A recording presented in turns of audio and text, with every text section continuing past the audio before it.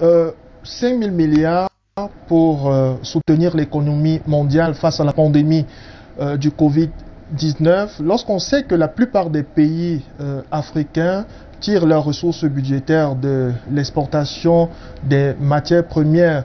Armand Diok le disait, il faut plutôt soutenir le secteur privé. On a vu aujourd'hui le secteur du transport aérien est complètement en lambeaux du fait de la fermeture des frontières aériennes, notamment. Ceux des pays africains qui vont recevoir cette aide, est-ce qu'on peut véritablement espérer que le secteur privé puisse en tirer quelques dividendes? Est-ce que toutes ces ressources ne seront pas déviées vers l'usage des besoins de fonctionnement de l'État? Comme on l'a souvent vu, chaque fois, l'aide a très souvent été à très mauvais usage dans les pays africains. C'est d'abord la manière dont la situation est configurée qui est un problème. En réalité, tout ce mécanisme-là est une manière de renégocier, c'est-à-dire de réorganiser la pérennité d'une subordination et d'une dépendance des nations non industrielles.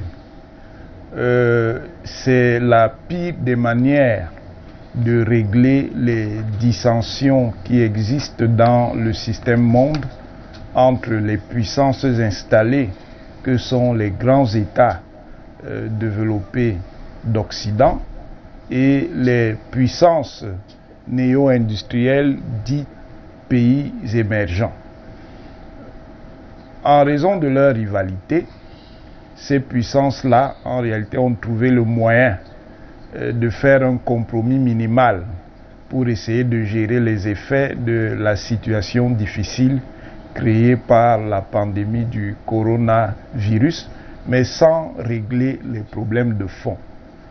D'abord, il me semble extrêmement contestable qu'on puisse envisager la résolution de cette situation simplement en convoquant les plus puissants. Certes, leur influence et leur puissance sont des éléments décisifs pour rechercher des solutions à la présente situation, mais ils ne sont certainement pas les seules composantes du monde. Et l'effet de leurs actions touche évidemment d'autres sociétés et d'autres nations. Cela signifie quoi? Cela signifie que le G20 à lui seul ne peut pas être une instance légitime pour essayer de résoudre les problèmes créés par la pandémie.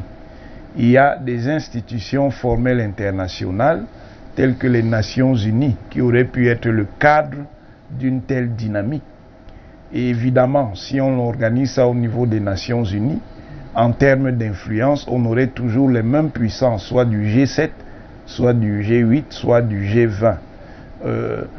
Et c'est une manière donc en réalité de confirmer qu'il y a bel et bien des stratégies qui visent à maintenir la subordination systémique d'un certain nombre de pays et même de régions du monde. Voilà pourquoi je suis extrêmement méfiant vis-à-vis de cette situation. Je pense que si on voulait effectivement poser les bases sérieuses d'une résolution des problèmes créés par le coronavirus, il fallait effectivement se consacrer d'abord à rechercher des moyens pour sortir de la pandémie.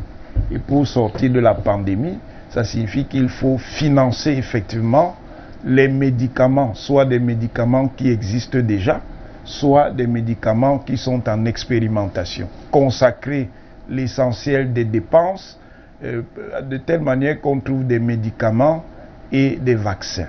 Or, précisément parce que les puissances qui étaient au cœur de cette réunion sont en compétition autour de ce jeu, et ils ont préféré consacrer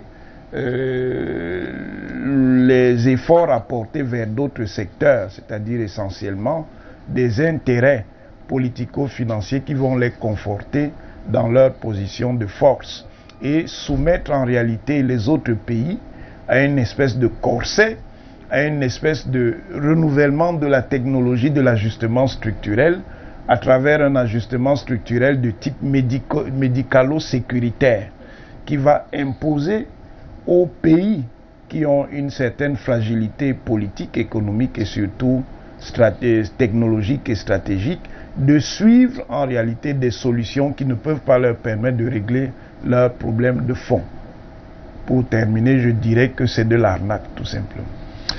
Avant de vous prendre, Jean de Dieu, ici un message qui nous vient de Tibati Abdou qui nous dit: moi j'appelle aux leaders politiques d'opposition de toujours donner des propositions et de cesser de tirer sur le gouvernement pour l'intégration nationale, comme si les pays n'appelaient pas, s'il vous plaît. Vous pouvez juste envoyer des messages et des messages SMS et des messages WhatsApp.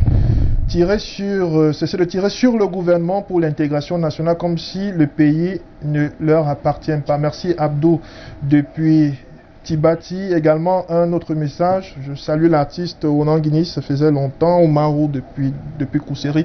Alors Jean de Dieu ici, lorsqu'on voit les leaders du monde, les 20 premières économies se réunir en toute urgence, il y a quand même lieu de s'interroger du silence ou de la timidité des présidents africains. On n'a pas l'impression qu'en Afrique, on saisit les urgences, malgré les appels au réveil de l'Organisation mondiale de la santé.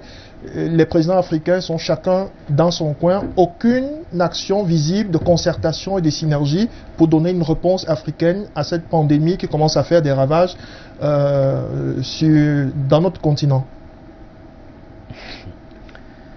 C'est la chute de l'artiste Onan Guinness qui m'obligeait à rire. C'est de l'arnaque tout simplement. Cette chute est suffisamment grave parce que j'avais pris la résolution d'avoir une dent moins dure pour les institutions de Bretton Woods. Avec l'autorité de l'âge et l'autorité de l'expérience, je commençais à croire à certains sages. On va rester timide comme vous soulignez. Nous sommes dans une fête organisée par les gourdins. Et quand les gourdins dansent, je vous parle là de la sagesse bantou.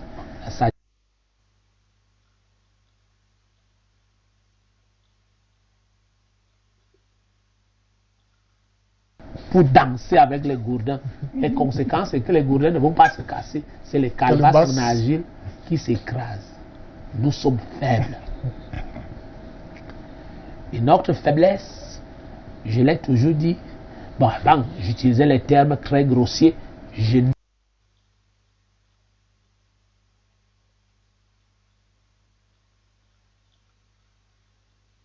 les petits pays seront des grands pays.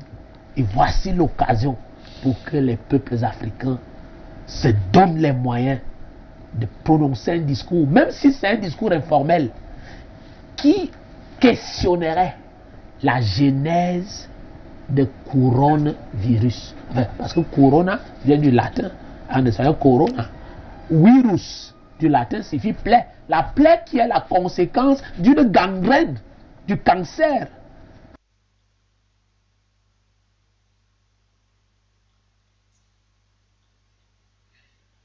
Attendent non pas des propositions folkloriques. J'ai écouté un monsieur qu'on appelle Guterres. Vous savez, je respecte, ils m'ont obligé à respecter les résolutions du Fonds monétaire international. Nous, avant, on disait que le Fonds monétaire international n'a jamais développé un pays. Avec ces initiations, on était obligé de redevenir sur terre pour dire quand même qu'il y a quelque chose de bon là-bas. Mais j'écoutais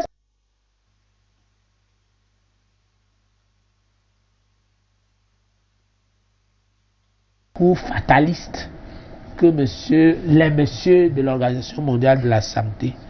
Monsieur Guterres disait que l'Afrique mérite d'avoir 3 000 milliards, etc. Ce n'est pas ça de la pandémie. Qu'est-ce qui fait sortir la machette de sa cachette?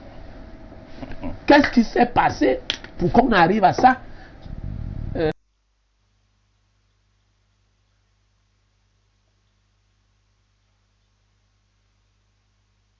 Majeur, j'étais déjà mûr, non mature, mais j'ai été amené à les m'initier dans l'école qu'on appelle l'Institut des Relations internationales du Cameroun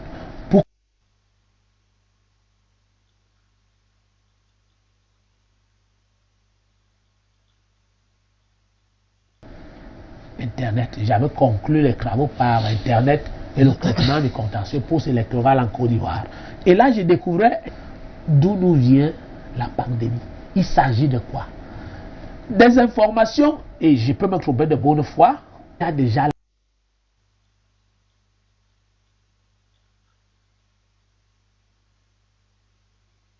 la bataille, d'ailleurs c'est le titre du débat de ce soir, il y a la bataille biologique.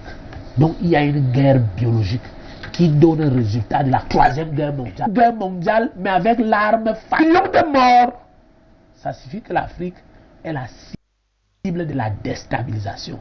L'Afrique est la cible de l'épuration démographique. C'est-à-dire que les plans, il y a les bonnes religions. Toutes les régions sont bonnes. Mais disons, ce n'est pas les 3 000 milliards ou les 5 000 milliards qui sont problème. On appelle ça du folklore. C'est que les Africains disent, pour avoir eu certaines informations, à travers leur instrument que vous appelez Internet, à travers certains réseaux que nous écoutons attentivement, nous sommes au courant de ce que la guerre est grave, la blessure, le virus est profond, et que l'Afrique est la cible de destruction. Et lorsqu'on est au courant de tout cela, il n'y aura pas de sérum ou de vaccin qui tiennent parce qu'on avait reçu les 5 000 milliards ou bien les 3 000 milliards, etc. Ça ne tient pas. Il faut que le monde qui est dangereux aujourd'hui, le monde qu'on gouvernait avec les déclarations, on attribue ça, nous avons les mains sales, nous les avons plongées dans la merde, dans le sang, dans le crime, etc. Qu'on revisite le monde, la gouvernance du monde avec des valeurs éthiques et la bonne métaphysique. C'est de ça qu'il s'agit. Ce n'est pas les histoires de 3 000 milliards ou de 5 000 milliards ou du Fonds monétaire international ou de Banque mondiale. Il faut re-questionner la gouvernance du monde. Très bien, puisque nous sommes en plein actualité.